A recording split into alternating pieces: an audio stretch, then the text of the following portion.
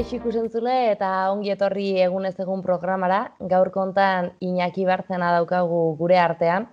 Bera EHUko irakaslea da, zientzia politikoetan, hain zuzen ere, eta Ekopol ikerketa taldeko kidea ere badugu. Gaur kontan Euskal Herria post-COVID-19 manifestua idatzi zen eta bigarrenaren inguruan mintzatzeko aukera izango dugu berarekin. Kaixo Iñaki, zer moduz? Kaixo Amaia, ondiki, hemen arratsaldea ongi pasetan zuekin batera. Konta iguzu apurtxo bat, hasiera batean lehenengo manifesto idatzi zenuten Euskal Herria post-COVID-19 taldetik edo batzarretik, ze helbururekin elkartu zineten ikerlari guzti hauek eta zer idatzi zenuten motx-motx lehenengo manifesto horretan?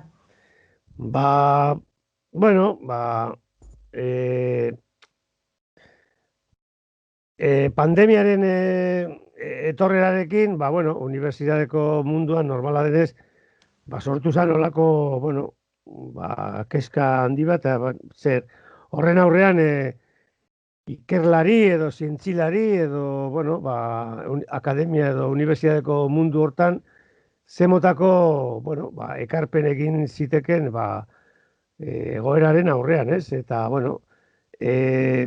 ekonomista ekologista batzuk, ekonomia ekologikoa da, nolabait, ekonomia klasikotik edo ekonomia neoklasikotik aparte dagoen korronte bat, hortik, Unai Pascual eta Mirene Begiristain eta beste batzuk,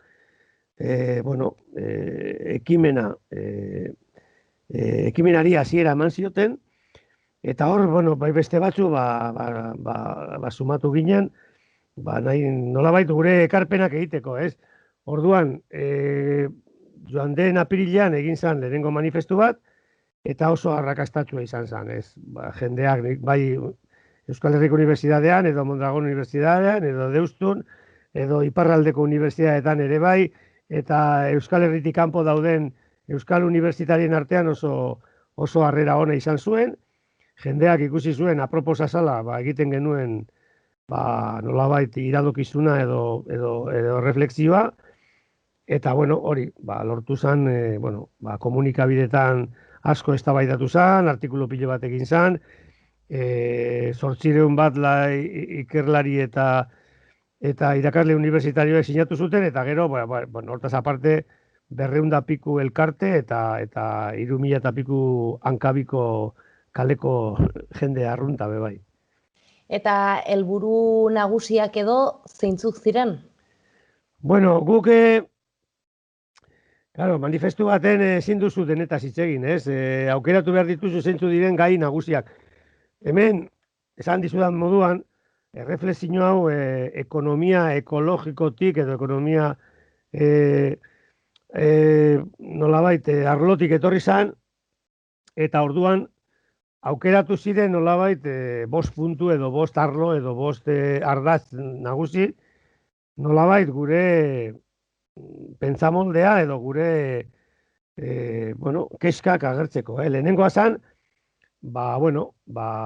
oso ohikoa denez, komunikabidetan edo instituzioetan edo partidu politikoen eztabaidatan, barne produktu gordinaren askunde ekonomikoa, hori izan lehenengo kritika, ez? Ez gaude ados, hori barne produktu gordinaren, hau da, askunde ekonomikoaren neurketa horrekin gizarte baten osasun eta nolabait azetze neurriak hartzen direla, ez? Bigarrena da, ekonomia eta ekologia, hau da, nolabait gure gizartea eta ekosistema guztiz lortuta daudela. Hau da, ezin dugu gizartea antolatu ekosistemen arauak epaitu gabe, eta, hor daukagu pandemia. Hau da, virus batek sortu duen iskanbila hau mundu osoan, nolabait hori ekosistemen jokamoldeak ez ditugulako errespetatzen, ez?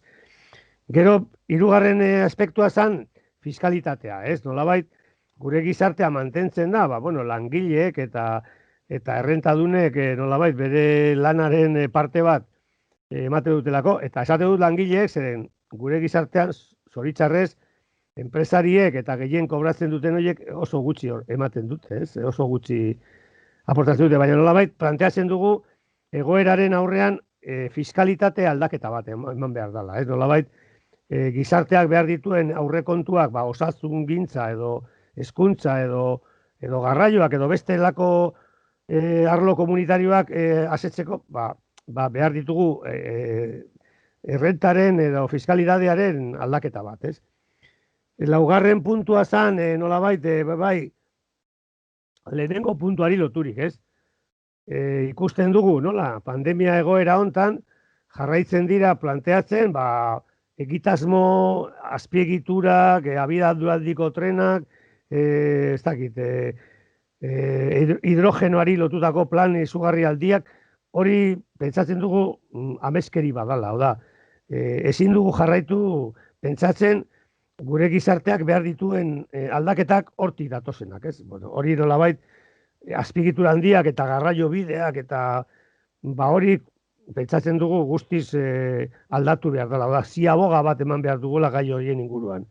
Eta bukatzeko zan, nolabait, nekazaritza eta agroekologia edo elikagai subiranotasunaren arira, nolabait, horbe bai daukagula problema handi bat, ez? Hau da, Euskal Herrian nahi baldin badugu elikagai subiranotasuna bat, hau da, nolabait, erabaki zertaz bizi behar dugun, zer jan behar dugun, nola, zer botako kontsumoa egin behar dugun, nolabait, gure behar izanak asetzeko, nolabait, gure elikadura eta gure nekazaritza sistema aldatu behar dela bebai, ez? Hoi ziren 5 puntuak, hoi ziren 5 reflexioak, eta nire ustez, naiz eta beste batzuk importanteak izan, ez? Kontrol soziala dela, edo gaur egun gure gizartean egiten diren kriminalizazioak, adibidez gazteenak, eta bar, badaude hor beste gauza importante batzuk, edo, beste sektore migranteen edo edadekoen egoerak, edo osasun alorreko gauzak, guk 5 ardatz horietan fijatu ginen, eta nire ustez, erantzuna oso positiboa izan zen. Erantzuna oso positiboa izan zela aipatzen duzunean, nortzuk hartzen dituzu erantzule gisa? Alde batetik, gure web horrira eta gure nolabait helbide elektronikoetara erantzun zituzten horiek, bestalde batetik ez genuen pentsau 800 bat unibertsitari edo ikerlari erantzungo zutela. Ez gu pentsatu genuen, 100 piku, 200, ez genuen pentsau hain erantzun handia izango zala. Baina gero, bai, udaletxetatik, sindikatuetatik, talde ekologistetatik, leku guztietatik, deitu ziguten esanez, eurek bai sinatu nahi zutela, eta horrekin bat egin nahi zutela.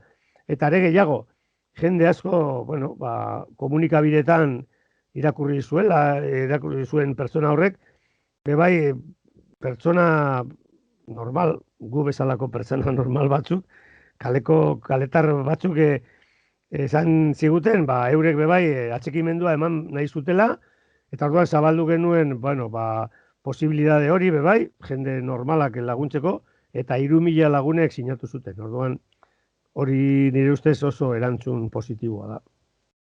Manifestua idatzi zenuten lehenengoa, eta aktiboki zenbait lege edo zenbait arau berri praktikan jarri direla dakizue, oraindik ere falta da agian horren inguruko laginen bat biltzea? Gauza asko ari da gertatzen, aldaketa urte bete hontan, Euskal Herriko, biztanleek, nolabait komunikabidetik jarraitu dute, zenolako aldaketak eman diren bere jarduera normaletan bai lanera joateko, edo ikastetxetara joateko, edo famili batzarrak egiteko, eta bar, hau da, gauzak asko aldatu dira gure bizitza normalean, ez?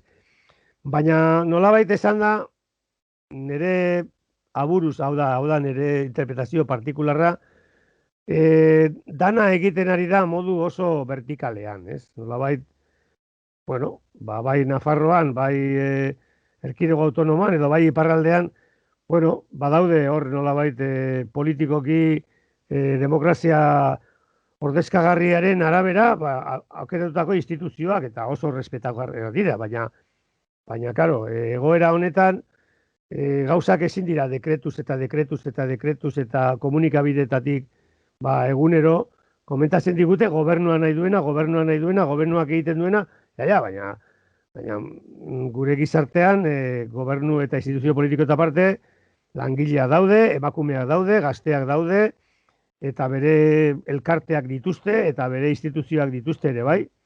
Eta nik egingo nuken lehenengo kritika da oso pandemia honek erakusten digu, bai mundu politikoak, nolabait mundu ekonomikoari aurre egin diola, eta nolabait mundu ekonomikoari frenoa ipini diola nolabait, korporazio ekonomikoa, hoiei, bai, markatu diela zer egin daiteken eta zer ez, non eta bai, baina ari dira nolabait modu oso esango nuke autoritarioan, goitik bera dana, ez? Eta ez dago inungo eremurik, ez da parlamentuetan ere, nolabait, kontrasteak egiteko, eta gauzak, nola egiten ari dinen gauzak eztabaidatzeko, eta hori da lehenengoa. Eta bigarrenez, eta hori da orain, gure artean daukagun eztabaida bat, bai Nafarroan eta baita ere, erkidego autonomoan, Europatik datorren nolabait, datozen laguntza ekonomikoen horren arira, egin diren planak, hasieran ez zuen genduen, gure kasuan, erkidego autonomoan, 10.000 milioi egongo zirela jokoan, eta orduan Eusko Jaurlaritzak eskatuko zituela 5.000 milioi euro, nolabait, Iberdrola, Repsol eta abiadura handiko trenaren proiektuetan inbertitzeko. Hor azaldura sortu zen, eztabaidak ez dakiz. Orain, erkidego autonoman adibidez egin dute plan berri bat, deitzen dela hori, Euskadi Next, ez? Euskadi Next deitzen dute ingleseraz, ez? Urrengo Euskadi, ez? Horre agertzen dira, Madrileko gobernuari egingo dizkioten eskaera ekonomiko batzuk, adibidez hori digitalizazioan gauzak aldatzeko, eta bar, eta hori aztertzen ari gara, pentsatzen bai dugu, hori, eztabaida eta nolabait Euskal Herriko eragile sozial eta politiko guztien arteko eztabaida bat sortu behar dela gauzak ondo bideratzeko, ez? Modu demokratikoan ateratzeko egoera honetatik. Eta hori dira nolabait nik planteatuko nituzke kritika nagusiak, ez? Hau da, ezin da nolabait gizartearen sektore batzuk kriminalizatu, gazteak adibidez, ez direlako ondo portatzen edo nolabait, hor kontrol sozialerako egin diren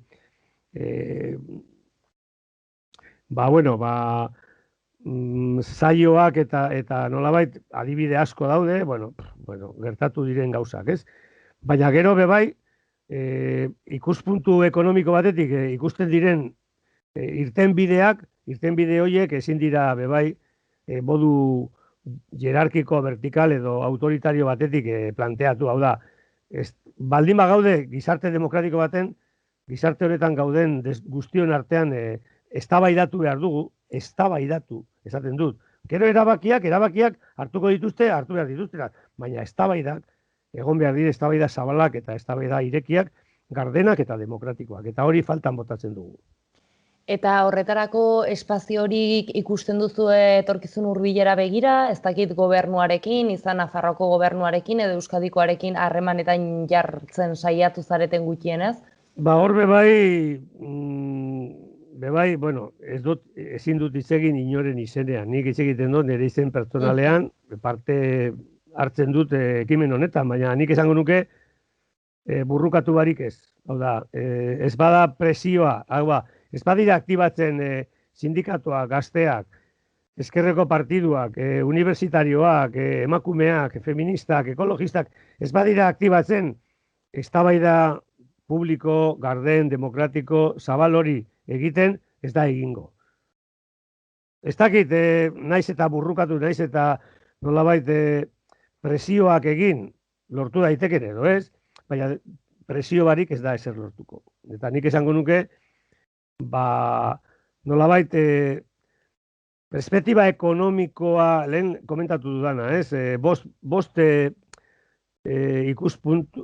puntu horietan ikuspuntua aldatzeko edo ziaboga emoteko aukera polita dugu, aukera kritiko honetan egin daiteke, baina horretarako presioa behar da. Eta, bueno, ikusten dugu pensionistak ari direla euren indarrak egiten, gazten aldetik egiten ari dira gauzak, ekimen oso interesgarriak, mugimendu feministaren aldetik ere nek esango nuke, datorren urtarrilaren 30ean, mugimendu ekologistak nolabait larrialdi klimatikoa dela eta bere ez dakit, manifestaldiak eta gauzak konbokatu ditu Euskal Herrian. Bueno, ni alde horretatik itxaropentsu nago, Euskal Herriko gizartea oso gizarte mugimendista da, eta bueno, hori, presioa egiten baldin badugu, zer lortu daiteke. Eta azkeneko hilabetetan komentatzen da ez, askotan Euskal Telebista piztu ez gero berri bakarra dago ez, COVID-a eta honi buelta eta buelta, baina asko zentratzen dira kasuetan, alerta gorrietan, halako gaiendako espazioak faltan botatzen dituzue adibidez komunikabideetan? Bai, eta zuek bezalako komunikabide desberdinak, alternatiboak oso beharrezkoak ditugu. Bai, guk adibidez hori, esperientzia hori izan dugu, duela urtebete, eta hori berriz diot, nire iradokizun pertsonala dela, baina, lagunen artean komentatzen duguna, zuk ikusten duzu zemotako albistegietan, eta batez ere berriak planteatzen direnean, gobernutik datozen mezuak zuzenak dira, bla, bla, bla, bla, bla, eta kalera ateratzen direnean agertzen dira gobernuaren aldekoa direnak. Hori, ni gizarte eta komunikazio fakultate batean lan egiten dut, orduan komunikabideen gainean lan egiten dugu, komunikazio politikoa irakasgaia ematen dut duela urte asko, gizarte demokratiko baten komunikabide publikoek ezin dute olako jarrera uniforme, vertikal eta goiti berakoak agertu. Hau da, gizartean, klaseak daude, gizartean talde etniko desberdina daude, gizartean hizkuntza desberdinak erabiltzen ditugu, partidu politiko desberdina daude, eta ugaritasun hori nolabait komunikabide publikoetan galdu egiten da. Eta sujeto asko ez dira existitzen. Orduan, nolabait, berriz esaten dut, sistema demokratiko baten hauteskundeak 4 urtetan behin egiten dira.